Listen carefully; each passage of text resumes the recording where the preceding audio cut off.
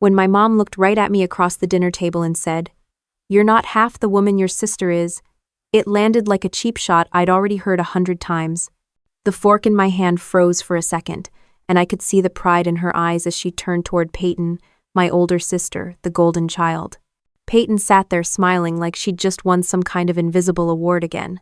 Normally, I'd just chew whatever was on my plate, swallow it down with some bitterness, and keep quiet until I could sneak out after dessert. That was the family routine. They'd praise Peyton for being brilliant, successful, and practically saint-like, and I'd play the background character. But that night, something different happened. I pushed my chair back, and the screech of wood on tile cut through the room louder than anything else. I didn't yell, didn't lose it. I just looked at my mom and said, calm as ever, then let her cover the mortgage for you. It was like I'd thrown a grenade in the middle of the table. Peyton's fork hovered midair. My mom's eyes went wide, but it was my dad's face that stole the show. He went pale so fast you'd think he'd seen a ghost. He stammered, "Mortgage. What mortgage?" Now, before you think he was just being dramatic, let me tell you something. That question was real. He wasn't pretending.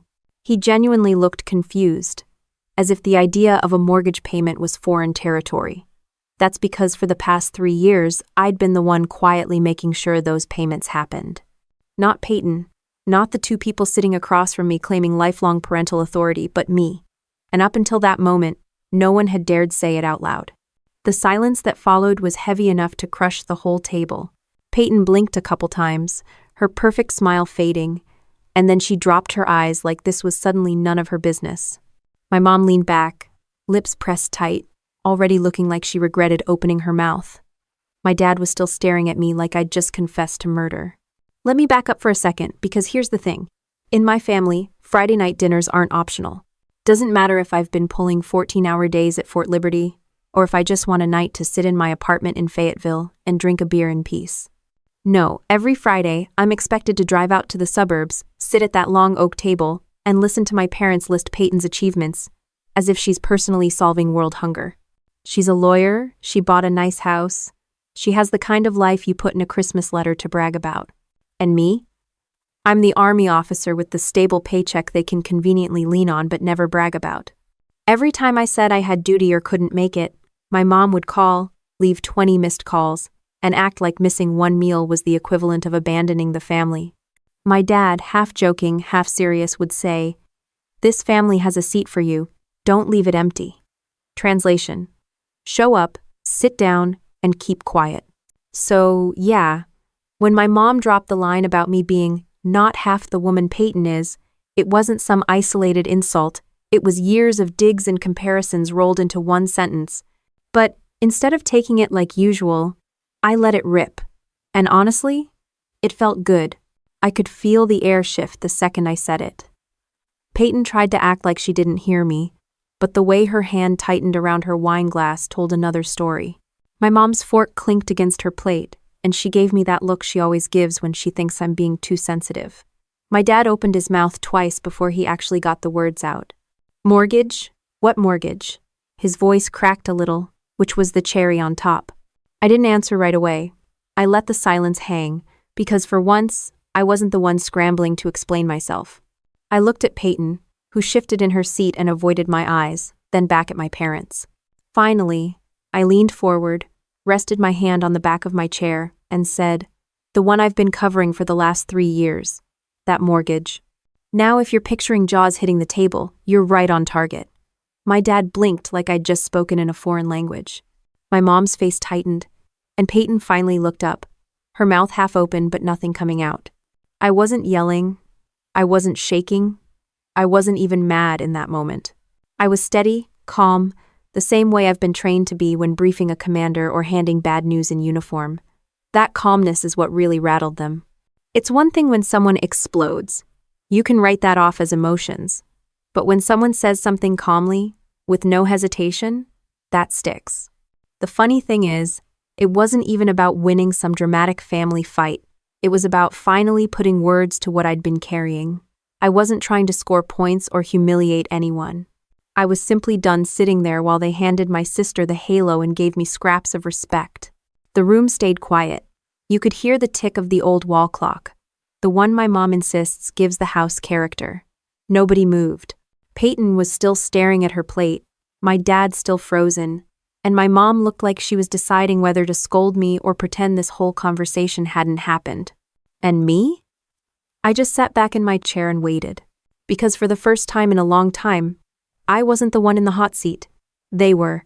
My dad's face was still pale, but my mind had already gone somewhere else, back to the night this whole mess started. It was winter of 2020. One of those nights where the air outside felt sharp and the world was already falling apart from the pandemic. I'd just gotten home from a late shift at Fort Liberty, still in uniform pants and a t-shirt, flipping through files on my laptop while trying to convince myself I wasn't too tired to eat. That's when my phone buzzed nonstop across the counter. Mom's name lit up the screen. She never called that late, not unless something was seriously wrong. When I picked up, her voice was trembling. "Jordan, we might lose the house. Your father's contract fell through. We don't have enough for the mortgage this month. If the bank doesn't get the payment, they'll send us a notice." I just stood there, staring at the wall like the words had to bounce around a couple times before landing. Mom sobbed into the phone. "Please, just this once. Help us keep the roof over our heads. After this, we'll figure it out." I could have said no. I could have reminded her I had my own plans, that I was saving for a down payment on a condo near base, that I wasn't exactly swimming in cash as a captain. Instead, I took a deep breath and said, "I'll transfer it tomorrow." The relief in her voice was instant, and she repeated, "Thank you. Just this once. Thank you." Like she was trying to convince herself more than me. When I hung up, I stared at my laptop screen. My savings account number was right there in my mind. The years of cutting corners, skipping vacations, staying in crummy apartments just so one day I could buy my own place. Now, that dream took a back seat to the sound of my mom crying over the phone. The next morning, I logged into my bank, typed in their account number, and hit transfer. The amount stung, not because I didn't want to help, but because I knew what it cost me. But I told myself what any dutiful kid would. Family comes first. This was an emergency. It would get better. Except it didn't. The following month, another call. "Jordan, your father's business still hasn't picked up. Can you help just this once?" She said it the same way as before, like it was temporary, like she actually believed it. And I agreed again. By month 3, I stopped asking questions. By month 6, I had the payment scheduled automatically. Because why drag myself through the mental tug-of-war every time? I watched my savings account drain, month after month.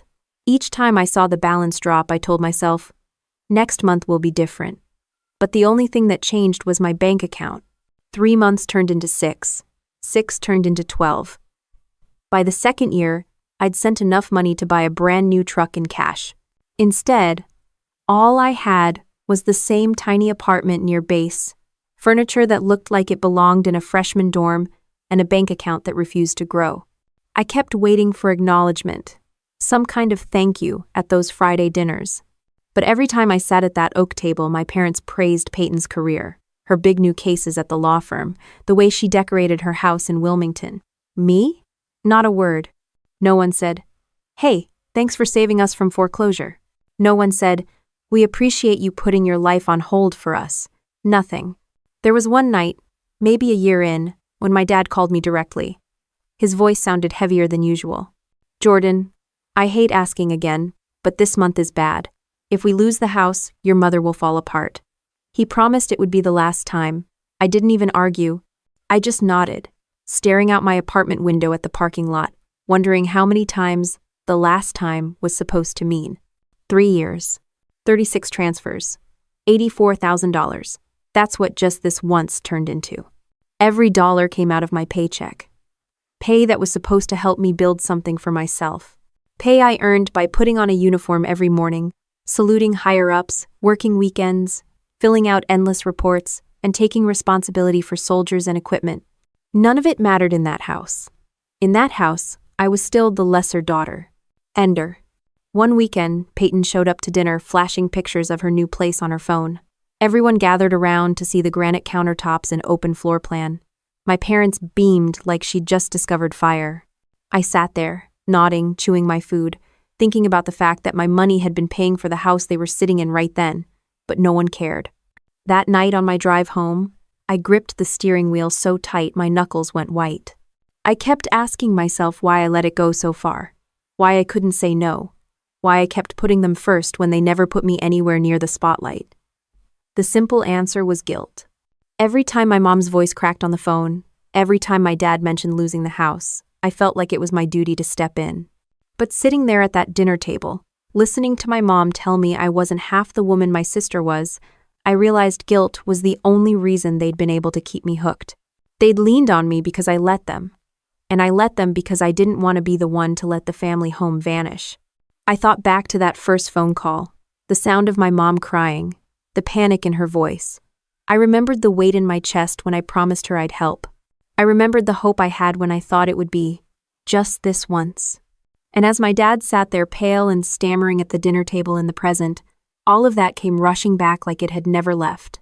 I kept my eyes on my dad, but the numbers were already running in the back of my head like a calculator stuck on repeat. 3 years, 36 transfers, $84,000. Every single dime wired straight from my paycheck into their account, while I sat in my cramped apartment watching my own future shrink month by month. It's amazing how quickly sacrifice can turn into routine. At first, I'd feel a sting when I clicked transfer. Then after a while, the sting dulled, replaced by a kind of numbness. It wasn't that I stopped caring, it was that I couldn't keep caring every single month without breaking down. So I automated it. The money left my account on the 15th like clockwork, and I didn't even have to think about it. Except I did. I thought about it every time I opened my bank app and saw my balance refusing to climb. There were things I wanted, things that would have been normal for anyone my age. I wanted to buy a place of my own, stop renting, start building equity like every financial advisor says you should.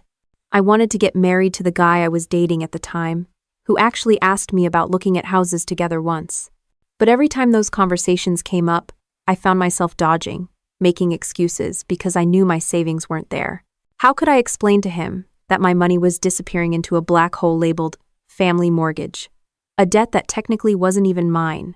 He didn't stick around, and honestly, I couldn't blame him. He wanted a partner who could plan a future, not someone silently bankrolling her parents while pretending everything was fine. So that relationship ended with a quiet conversation on my couch, the kind where nobody raises their voice because both people already know it's over. Meanwhile, Peyton's Life was the family's favorite movie, and I was stuck watching it on repeat every Friday. She closed her first big case at the law firm. They toasted with wine. She bought a house in Wilmington. They practically threw a parade. She redid her kitchen with subway tiles. Mom gushed like Peyton had built the place with her bare hands. I never said anything. I'd show up in uniform, sit at the table, eat my mom's cooking, nod along to their stories, and then drive home with my stomach in knots. Not from the food, but from the silence I carried.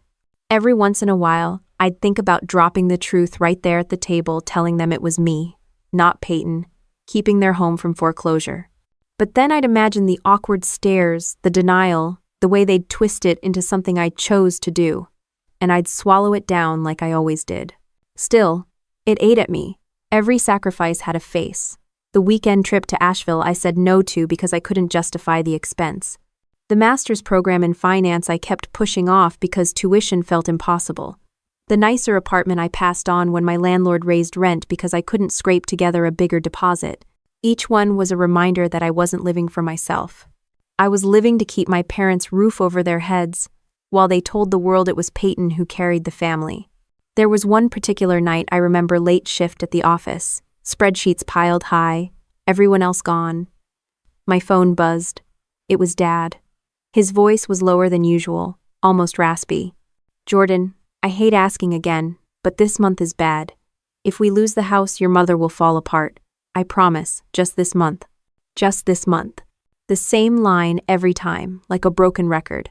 I remember staring out the office window at the empty parking lot, feeling pity and anger at the same time. Pity because my dad sounded defeated. Anger because I was once again the safety net. I said yes, like I always did, even though my gut screamed not to. And that's the thing about family.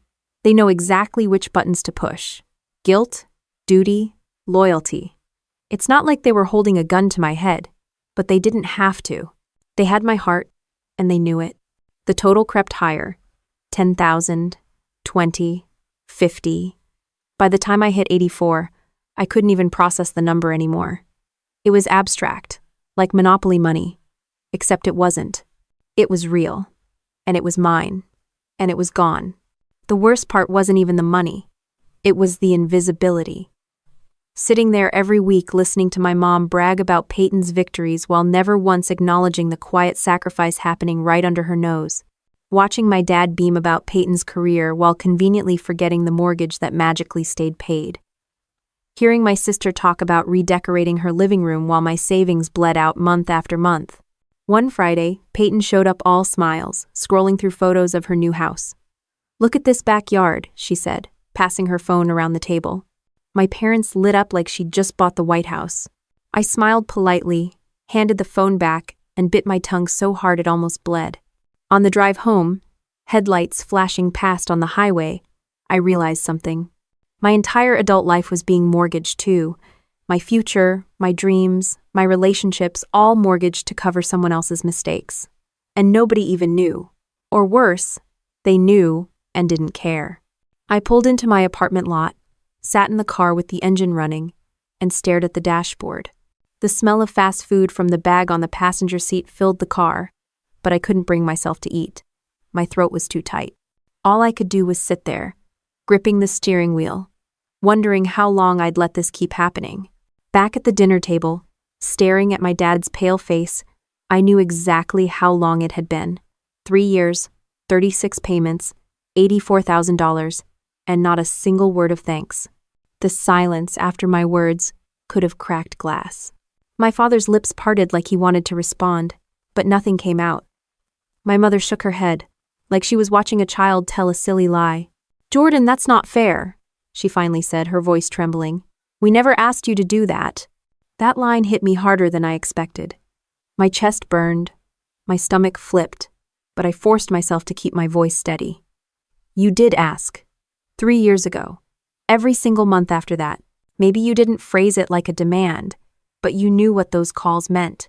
Dad leaned back, crossing his arms, his voice low but sharp. "We appreciate you helping once or twice. But dragging it up here? At the table? That's disrespectful." I laughed. Actually laughed, which I guess wasn't the reaction they were expecting. "Disrespectful? You've spent my entire life comparing me to Peyton like I'm some knockoff brand, and now you're telling me I'm out of line because I finally tell the truth?"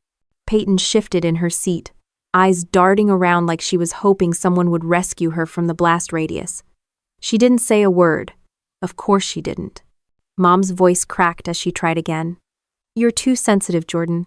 We've always been proud of you. But Peyton's career is visible. People understand it." End quote. I could feel the muscles in my jaw clench so tight it hurt. So the hours I worked, the money I gave, the life I put on hold that's invisible? Just because I don't have a shiny award or a courtroom victory, it doesn't count? Dad slammed his palm on the table, silverware rattling. "Enough. We're not turning dinner into a financial audit. If you wanted thanks, you should have said so before. Don't twist this into an attack." And I pushed my chair back slowly, the scrape of wood on tile cutting through the heavy air. "I didn't want thanks," I said, my voice low. "I wanted respect. I wanted to matter in this family as much as your golden child. But I see it now. No matter what I do, it'll never be enough for you." The words came out steady, but inside I was shaking. My heart thudded so hard I could feel it in my throat. My mom looked away, her fork still in her hand, motionless. My dad glared, but even he didn't have another word ready. Peyton's face stayed fixed in that awkward, frozen half-smile, like she'd just realized her pedestal wasn't as secure as she thought. I stood up, grabbed my bag from the back of the chair, and walked out of the dining room. My footsteps echoed down the hallway, past the family photos where Peyton's framed certificates and awards were always hung front and center. I didn't stop to look. I didn't want to. In the car, gripping the steering wheel, I realized I'd just drawn a line I couldn't erase. I had said out loud what I'd been choking on for years. And their response? Denial? Dismissal? A pat on the head like I was a child making up stories. The drive back to my apartment felt longer than usual. Every red light seemed to last an eternity. Every green blurred past me before I even noticed. My phone buzzed twice, once with a text from Mom, then one from Dad. I didn't look. I couldn't. I knew exactly what they would say. Something about me overreacting, being ungrateful, needing to calm down. When I finally stepped into my apartment, I tossed my keys on the counter and collapsed into the chair by the window.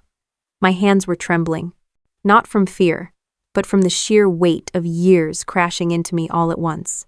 I opened my laptop, logged into my bank account, and scrolled to the scheduled payments tab.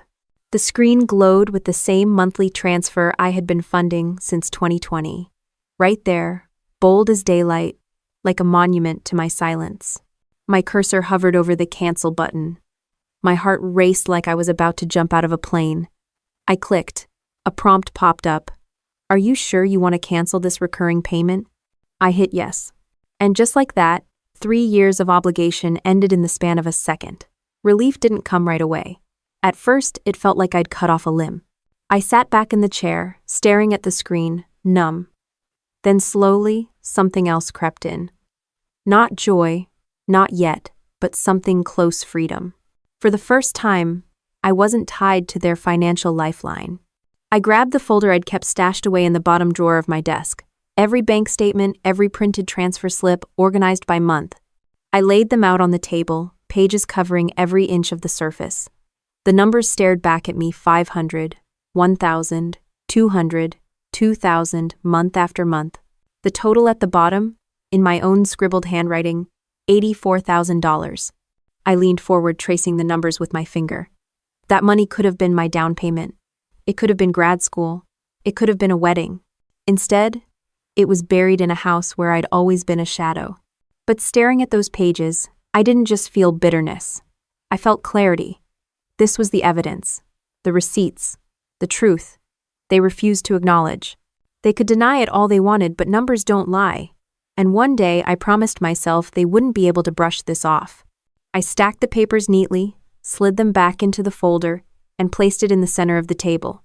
My apartment was silent, but not the suffocating kind of silence I used to feel. This one was different. It was mine. I walked into the kitchen, poured a glass of water, and leaned against the counter. My chest still ached, but the heaviness I'd carried for 3 years felt a little lighter. I didn't know what would happen next. I didn't know if my parents would call, if Peyton would try to smooth things over, or if the family dinners would carry on without me like nothing had happened. What I did know was this: I was done being invisible, done carrying a weight that wasn't mine, done sitting in the shadows while my sister basked in the spotlight. And if my parents thought I would crawl back quietly, they were about to find out they were wrong. The morning sun cut through the blinds and woke me before my alarm. I rolled out of bed with a heavy head but a strangely light chest, as if canceling that transfer had untied a rope around my ribs. My apartment felt different too.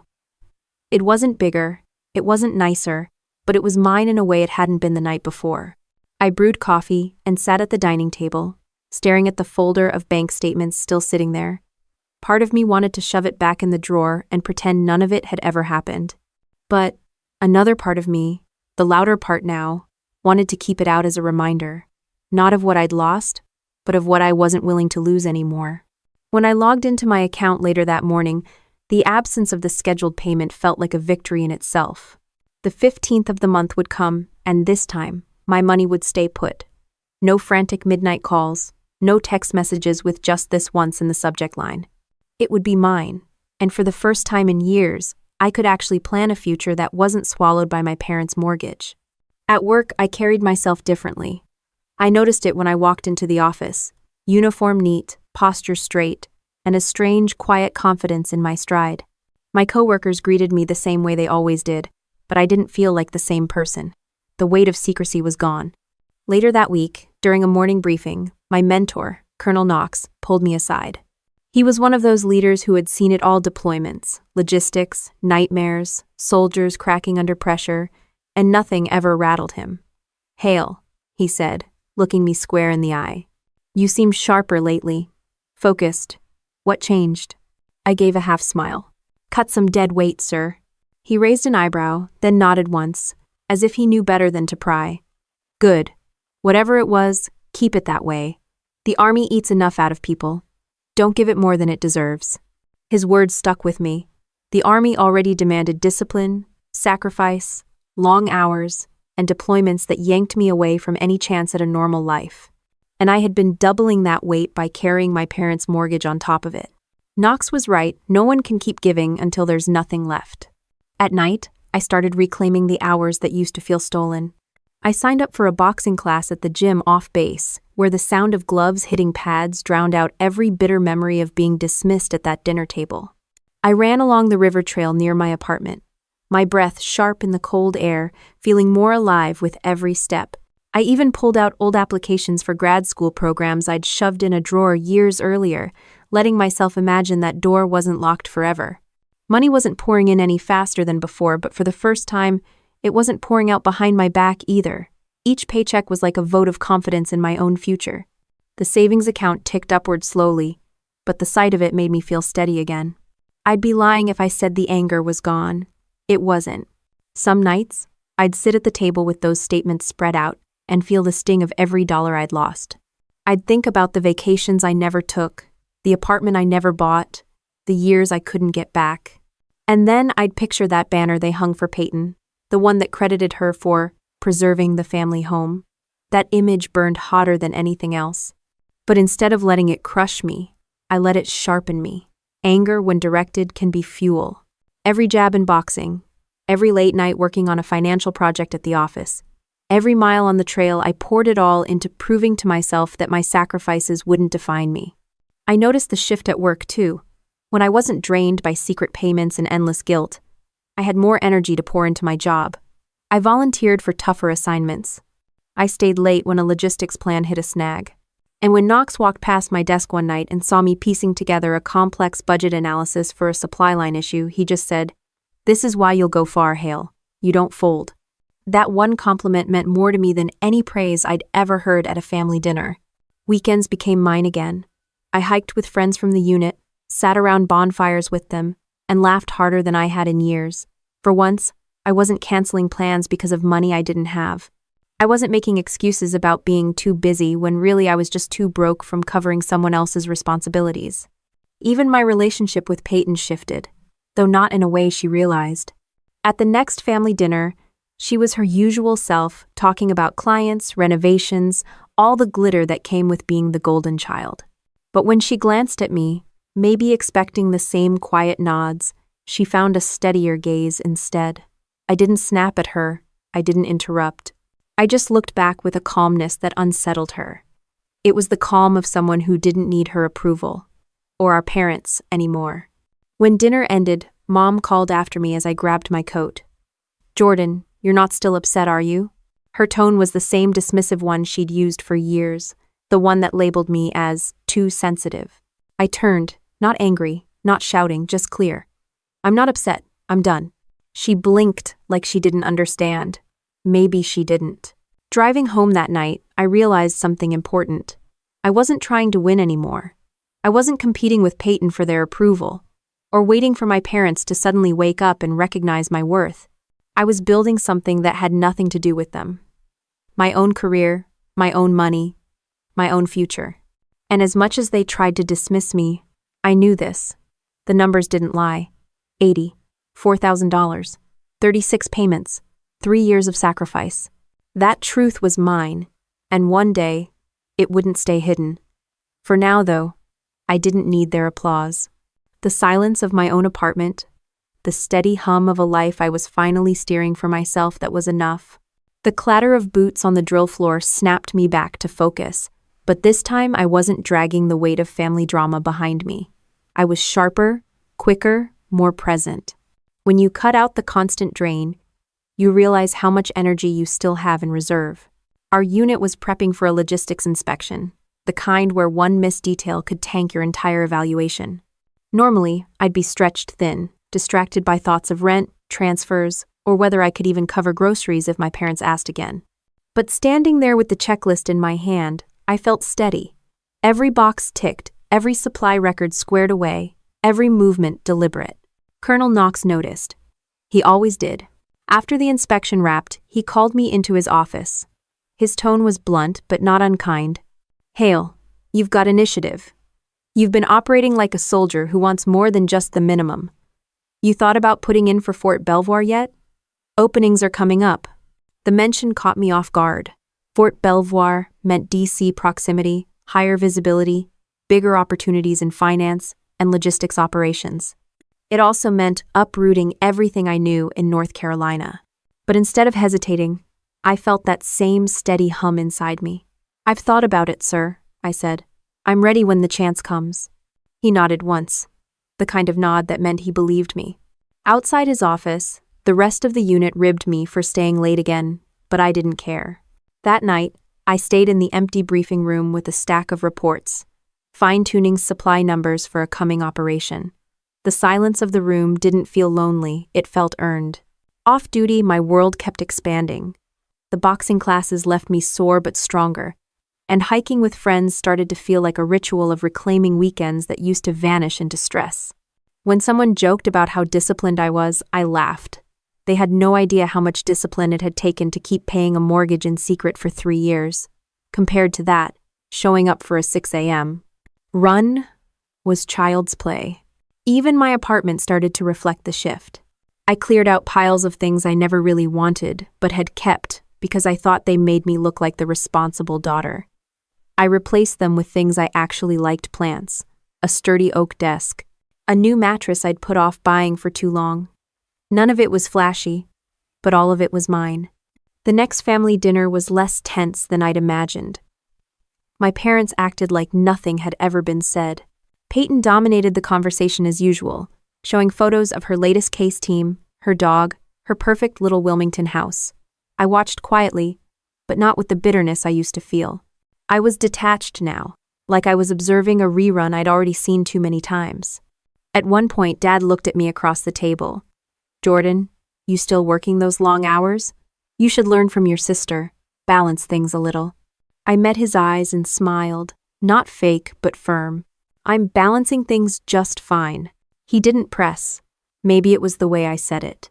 Maybe it was the fact that for once I didn't look like I was begging for his approval. Driving home afterward, I didn't feel gutted or angry. I felt untouchable. They could hang banners, toast Peyton, spin whatever story they wanted, but I wasn't shackled to it anymore. Back at the office, the recognition grew louder.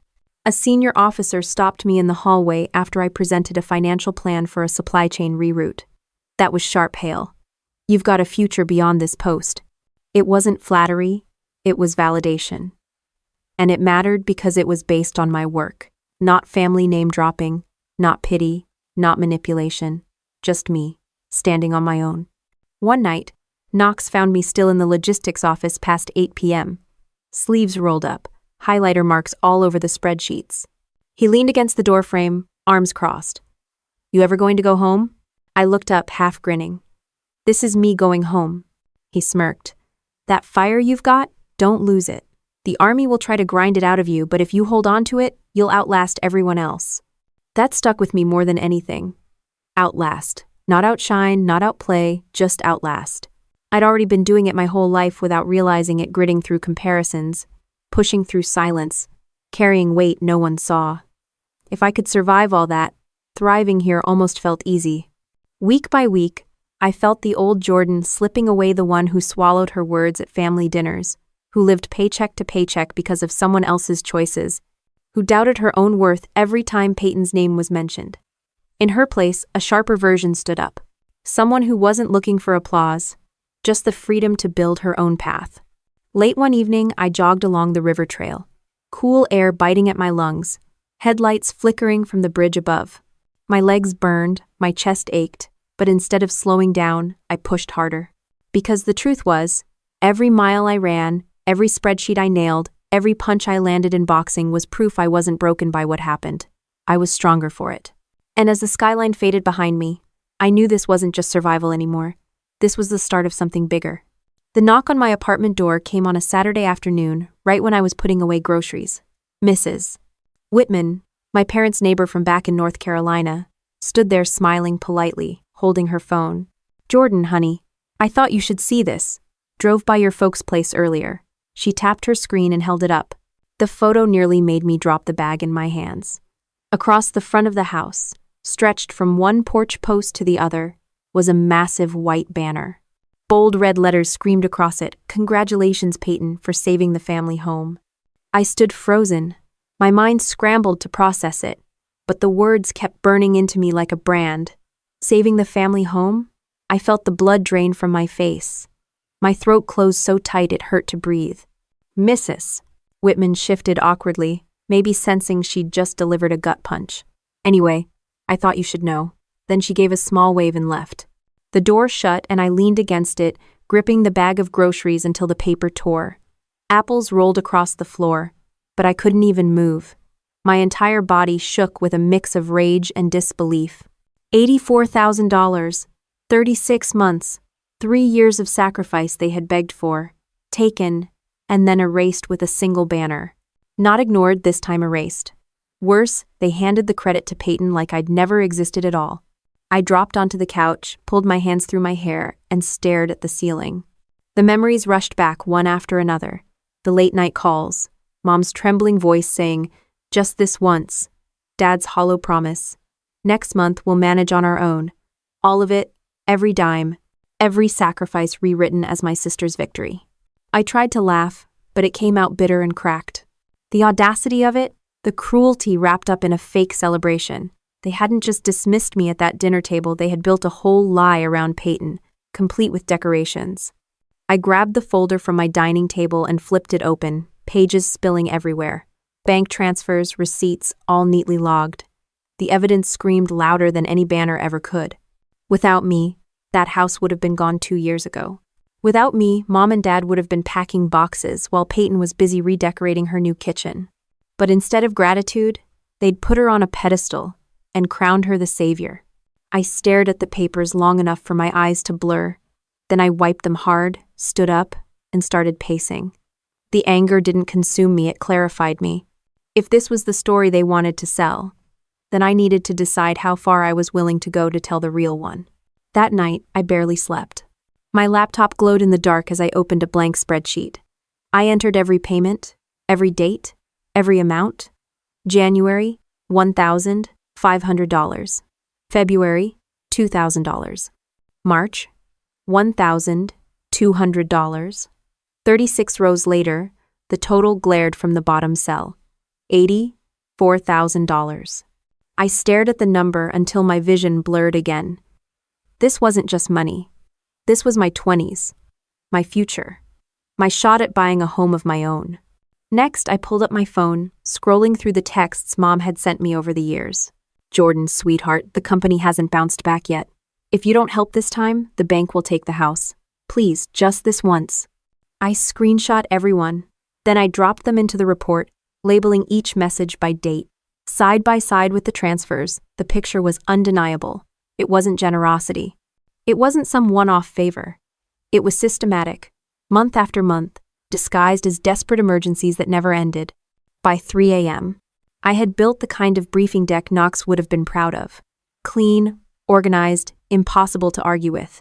A timeline on one slide, a bar chart on the next, a final total bolded in red at the end. At the bottom I typed one sentence: "Without me, there would be no home to hang a banner on." When I closed the laptop, I didn't feel tired. I felt steady. The following Monday, I walked into work with the same calm, but something inside me burned hotter. While others chatted about weekend plans, I couldn't shake the thought of that banner. I carried the folder in my bag, heavy but grounding, like a weapon waiting to be drawn. During lunch, Knox stopped by my table. "Hale, you look like someone about to go into battle." I smirked. "Maybe I am, sir. Just not the kind you'd expect." He studied me for a second, then nodded slowly. "Then fight it the same way you fight anything else, prepared, precise, and without flinching." "No." His words locked into place. This wasn't going to be screaming across a dinner table anymore. This wasn't going to be whispered bitterness. If my parents wanted to build a fake legend around Peyton, then I'd make sure everyone saw the truth, and the truth would speak louder than any of their denials. That evening, back in my apartment, I opened the laptop again and ran through the slides like I was practicing for a briefing to command staff. My voice came out firm, my pacing steady. The numbers weren't just figures on a screen, they were my story. For years, I'd let them paint me as invisible. Now I was going to force them to look. I saved the file 3 times. Once on my laptop, once on a USB drive, and once to the cloud.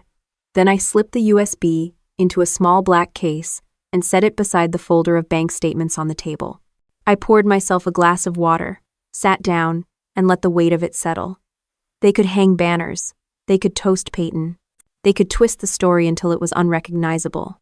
But I had the proof. And if the truth embarrassed them, that wasn't my fault. For the first time, I wasn't just imagining standing up to them. I was preparing for it. The hum of my laptop filled the room as the first draft of my slides glowed across the screen. I'd built reports before budgets, logistics plans, operational analyses, but this one wasn't for the Army. This one was for me. My own mission. My own operation. I called it Operation Homefront in the file name. Every slide was a strike. The opening was clean, a timeline of dates and dollar amounts, black on white, nothing flashy. Then the bar chart 36 months lined up, each bar taller than the last, climbing until the total screamed across the top.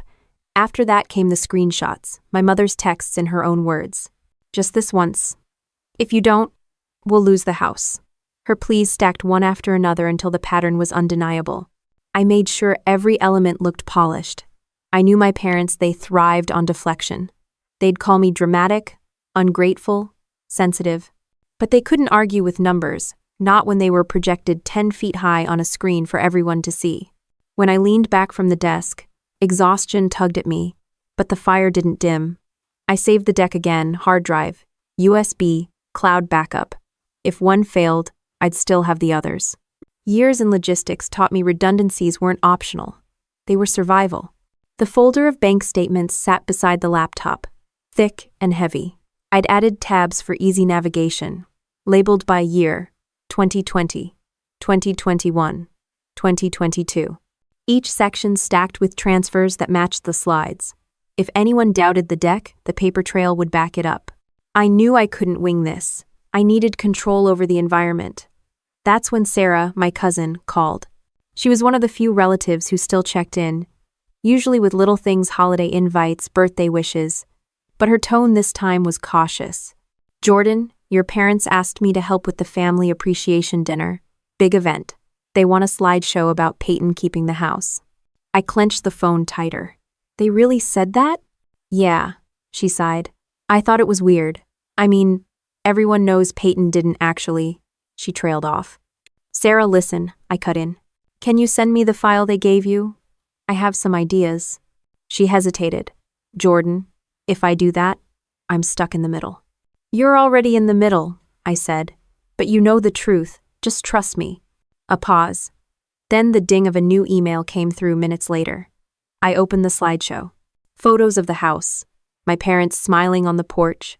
Peyton front and center with captions like, "Our pride and thank you, Peyton, for preserving the family home." My jaw tightened.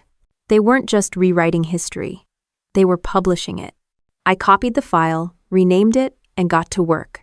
I left the first slides untouched. Family photos, smiling faces, Peyton in her emerald dress. It would all look normal until the moment I switched it. Then my slides would roll. The timeline, the chart, the text, the $84,000 bold across the screen. The final slide was the house itself, with one line beneath it. This was my contribution. Don't erase it. I ran through the sequence twice, 3 times, until I could picture every beat of the room's reaction. Shock. Silence. The whispers starting at the corners. Peyton's face flushing. My parents frozen. That was the goal, not revenge for the sake of revenge, but truth so undeniable it cracked their performance wide open. I didn't just prepare the digital version. I printed copies of the report, bound them neatly, and slipped them into my bag. If someone tried to shut down the projector, I'd have hard copies to hand out. No escape. No erasing me again. For days, my apartment looked like a war room. Papers stacked, USB drives lined up, sticky notes on the wall with reminders. Keep calm. Don't yell. Let the numbers speak. Knox noticed my intensity. During a logistics drill, he pulled me aside again. Hale, you're running like you're prepping for inspection from God himself. I smirked. Something like that, sir. His eyes narrowed. He wasn't a man you lied to, but I couldn't exactly tell him I was planning a family ambush. He gave a short nod. Remember, when the pressure's on, your tone is half the battle. Calm is control. Don't let anyone drag you into noise. That advice seared into me. This wouldn't be about shouting over my parents or Peyton. It would be about standing so steady that everyone else felt the imbalance. The night before the dinner, I rehearsed one last time. I dimmed the lights, projected the slides onto my wall, and walked through each one as if the room were full. My voice didn't shake. My breathing stayed even. When the final slide appeared, I spoke the line I'd been carrying for weeks. If the truth embarrasses you, that isn't my fault. The words hung in the air of my apartment. They didn't sound like a threat. They sounded like a verdict. I packed the folder, slipped the USB into its case, and placed them both on the dining table. I poured myself a glass of water, sat down, and stared at them. This wasn't about proving I was better than Peyton. It wasn't about humiliating my parents. It was about balance. About ending 3 years of silence that had swallowed me whole. For once, I wasn't dreading a family gathering. I wasn't walking into it braced for another round of comparisons or dismissals. I was walking in armed, not with bitterness, but with truth. And no matter how they reacted, no matter how the room shifted, the one thing I knew for certain was that they wouldn't erase me again. The restaurant glowed with soft golden lights, the kind meant to make people feel like they were walking into a celebration. From the parking lot, I could already spot the cars of aunts, uncles, and cousins. Inside, the air buzzed with chatter, glasses clinking, and laughter floating over the tables. But under all that noise, I knew exactly what this night was really about. I paused just inside the doorway. My father stood at the head of the room in a dark suit, shoulders pulled back like he was about to deliver a keynote address. Mom sat near him, beaming, her hands folded neatly in her lap. And there she was, Peyton front and center in an emerald dress, her hair pinned perfectly, smiling like the guest of honor she believed she was. I slipped into the back corner unnoticed. I wanted to watch them first, to see how they performed before I tore it apart. Dad tapped the microphone and cleared his throat. The room hushed instantly. Thank you all for being here tonight. We are blessed with family, and we are especially blessed with a daughter who kept our home alive when times were tough. Peyton, your sacrifice and your strength carried us through. The applause started before he even finished the sentence.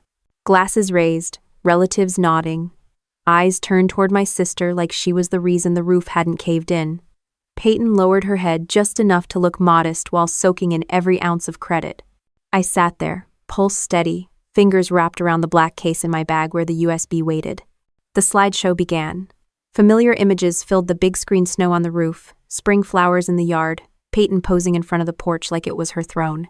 Captions glowed in bold letters. Our pride. Our rock. Thank you, Peyton.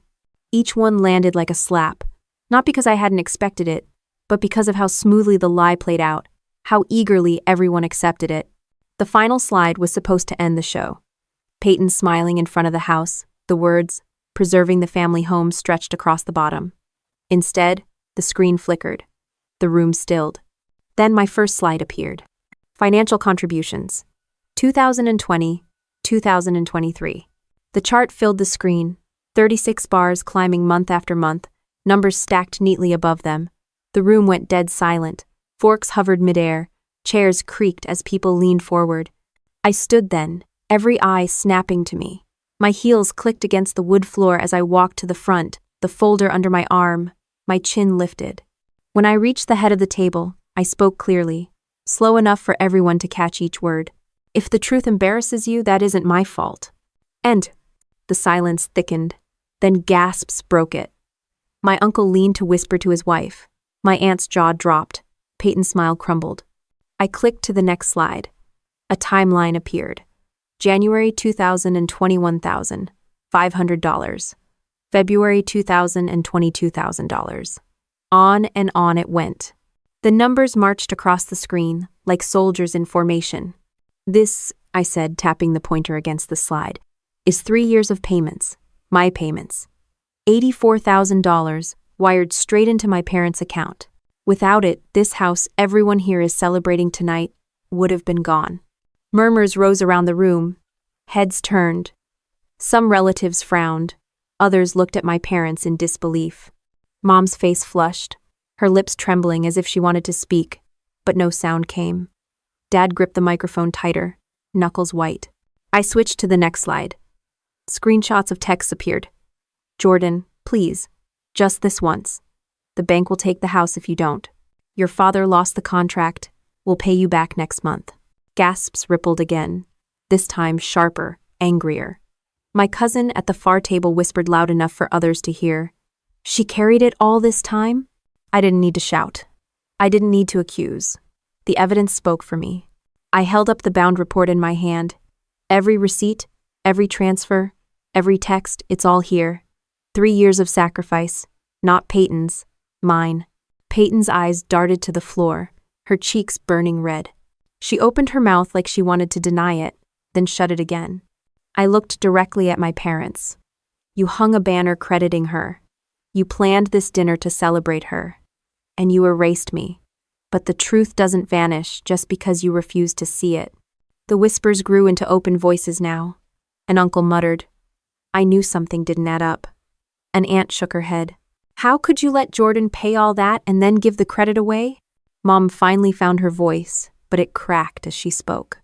Jordan, we didn't mean... I cut her off, calm but sharp. You didn't mean to admit it. You didn't mean to give me credit. You didn't mean to tell the truth. That's what you didn't mean. Dad's jaw clenched. This is not the place. This is exactly the place, I said. You invited everyone here to celebrate a lie. I'm just showing them the truth. I let the silence hang again. Then I turned to the final slide, the house glowing in summer light, the caption underneath simple, this was my contribution. Don't erase it. The room erupted. Not applause, not yet, but a swell of voices, some supportive, some shocked, some demanding answers. My mother sat frozen, eyes glassy. My father stared at the floor, lips pressed tight. Peyton buried her face in her hands. I stood in the center of it all, steady. I didn't need them to clap. I didn't need them to forgive me or condemn me. I just needed them to see me. And they did. Every single one of them. I closed the laptop, slipped the folder back under my arm, and looked at my parents one last time. 3 years. $84,000. You can call it disrespectful. You can call it sensitive. But you can't call it a lie. Then I stepped away from the table, leaving the truth hanging in the air like a banner no one could take down. The hum of the projector was the only sound at first. Then a slow, hesitant clap broke the silence. One relative, then another. Within seconds, the applause swelled until it filled the room, uneven but unmistakable. Not everyone joined in, some sat frozen, some whispered, but enough hands came together to shift the air. I didn't move. I let it happen around me. My parents sat stiff, pale as statues, staring at the screen where $84,000 still glowed. Peyton's hands trembled in her lap, her emerald dress catching the light but no longer making her shine. Aunt Carol shook her head, her voice sharp. I knew something was off. How could you let Jordan take all that on and then parade Peyton as the hero? Another voice chimed in from across the table. I remember Jordan working crazy hours back then. Now it makes sense. The whispers became a current, each one digging deeper into the carefully built story my parents had tried to sell. Dad finally spoke, gripping the mic like it was the only thing keeping him upright. Enough. This is family business, not something to air out here. His voice cracked on the last word. I turned toward him, steady.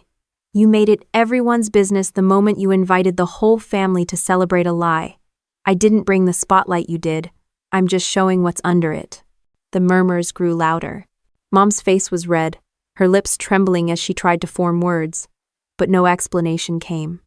Peyton finally looked up, eyes glassy. For a moment, our gazes locked. She wanted me to bail her out, to soften the blow, but I wasn't there to save her. Not this time. I raised the bound report high enough for everyone to see. Every dollar, every text, every promise is here. You don't have to take my word for it. The truth is in black and white. End of. I set the report on the table in front of my father, right on top of his untouched dinner plate. He flinched as if the weight of the binder burned. "I don't need applause," I said, my voice calm but cutting. "I don't need a banner. I don't even need your thanks. But I will not be erased. Not again." The room went still.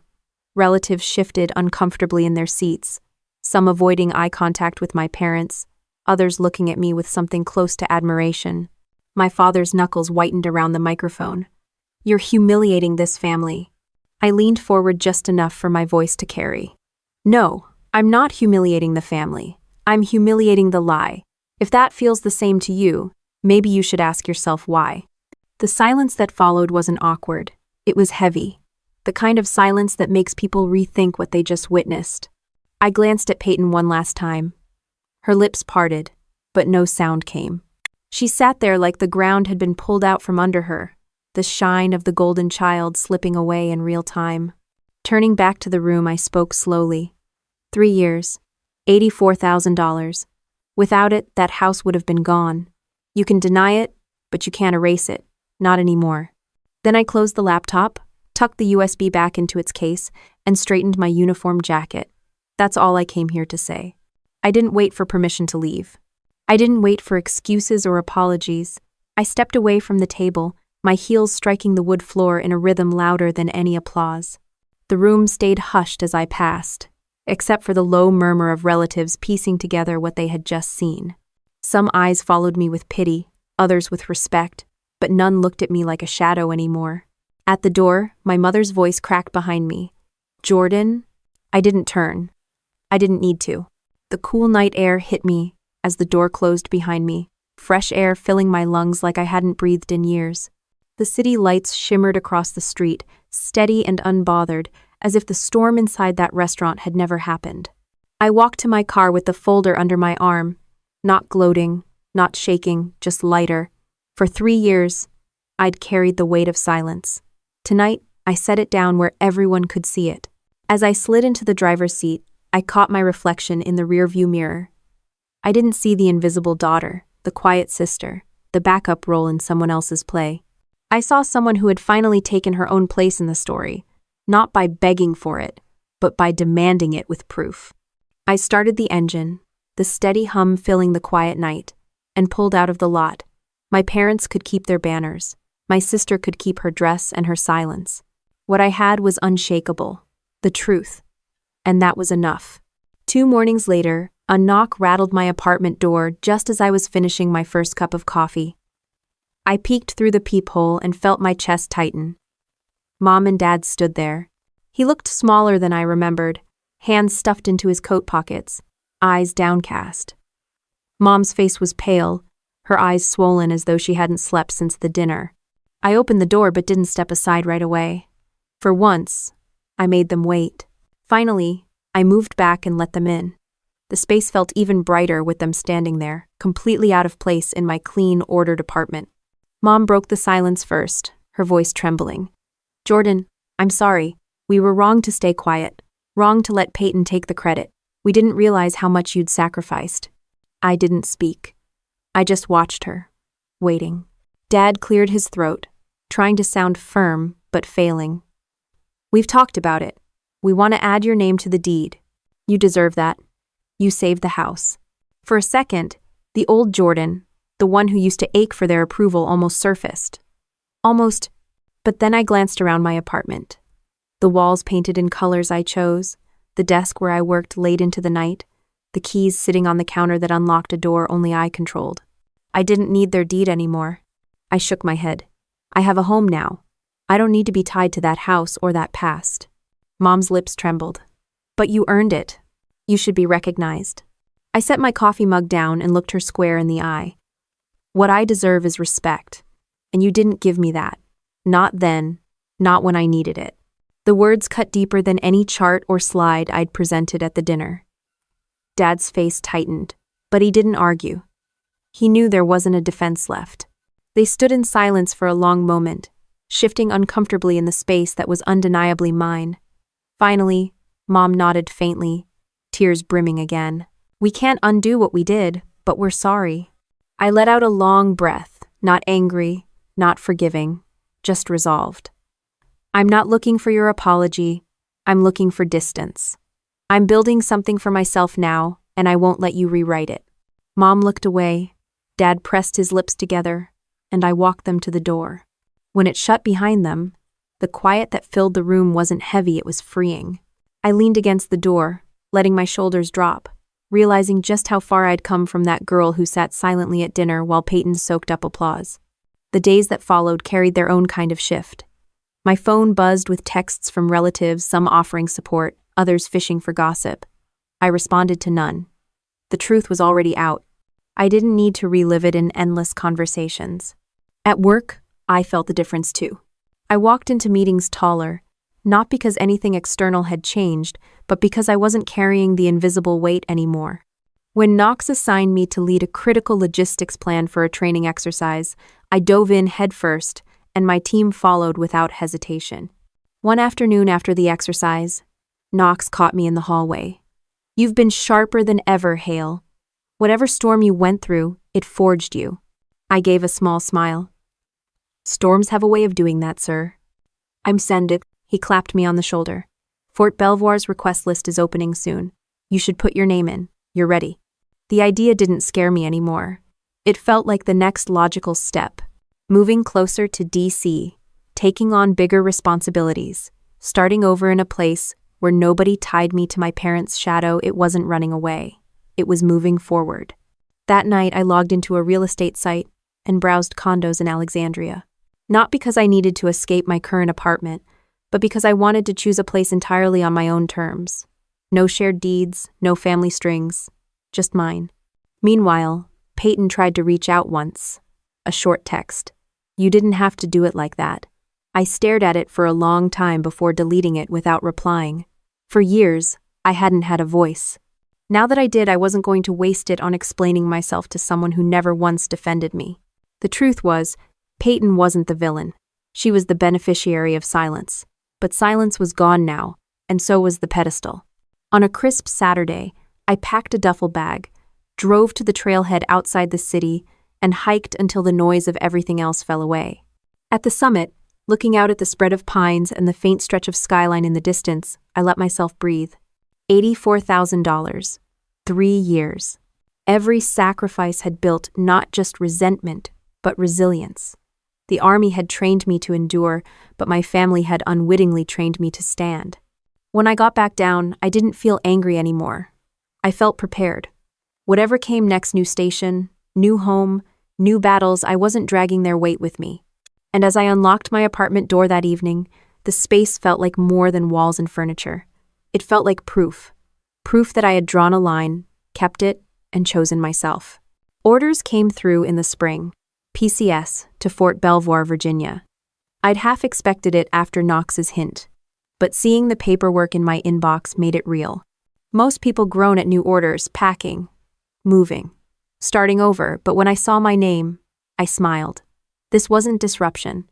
This was the reset button I'd been waiting for. The next weeks became a blur of logistics. My apartment filled with boxes, labels scrawled across every side. Army life had trained me to move light, but this time I took my time. Every item I packed was deliberate, chosen because I wanted it, not because it was handed down or expected. When I taped the last box shut, I looked around at the empty walls and thought about how far I'd come since that first night I canceled the transfers. The drive up to Virginia was long, but not lonely. My car was packed with everything that mattered, and the open road felt like a clean slate. Crossing into Alexandria, I saw the city skyline stretched against the river and felt a rush of anticipation. This wasn't North Carolina, where I had carried the burden. This was mine to claim. Within a week of arriving, I found a one-bedroom condo near Old Town. It wasn't big, but the moment I stepped inside, I knew it was right. Sunlight streamed through wide windows, bouncing off polished wood floors. The balcony overlooked a stretch of brick-lined streets dotted with coffee shops and bookstores. It felt alive, not weighed down by history I didn't want. Signing the papers, holding the keys, I didn't feel nervous. I felt steady. I wasn't tethered to anyone else's choices anymore. This was the product of my career, my sacrifices, my truth. Work at Fort Belvoir hit fast. Higher tempo, bigger responsibilities, tighter scrutiny. But I thrived in it. I was assigned to oversee financial operations for a multi-branch logistics project, and for the first time, I wasn't quietly proving myself in the shadows. My reports landed on the desks of senior officers. My briefings filled conference rooms. And every nod of approval came without the filter of family bias, just performance. Knox called once, checking in from back at Bragg. "How's Belvoir treating you?" I laughed. "It's like drinking from a fire hose, sir. But I can handle it. Now." "You always could," he said. "You just stopped wasting energy on people who didn't see it." He was right. My energy wasn't split anymore. I wasn't funding anyone else's stability at the cost of my own. Every paycheck built my savings. Every project stacked another block of credibility in my career. Evenings in Alexandria felt different too.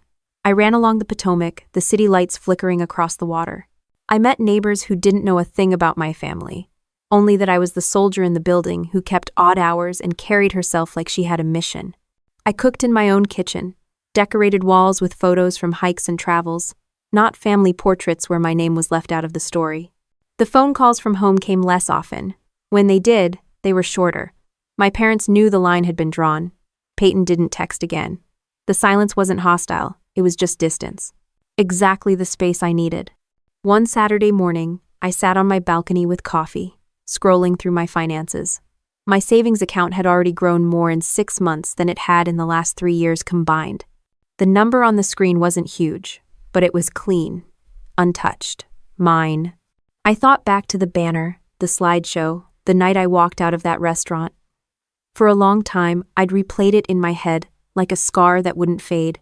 But sitting there in the sun, I realized it had become something else. Not a scar, but a marker. The exact point where I stopped living for someone else and started living for me. Later that day, I walked through Old Town, the streets buzzing with tourists and locals. I stopped at a bookstore, bought a novel I'd never have picked up before, just because I could.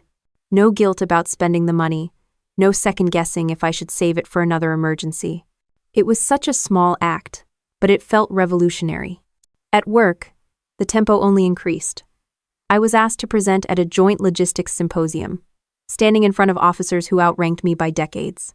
My presentation ran like clockwork: charts, forecasts, solutions. When I finished, the applause was brief but firm. One colonel shook my hand afterward and said, "We need more officers who talk straight, not in circles. Good work, Hale." I sick. That moment landed deeper than any empty praise I'd chased at home.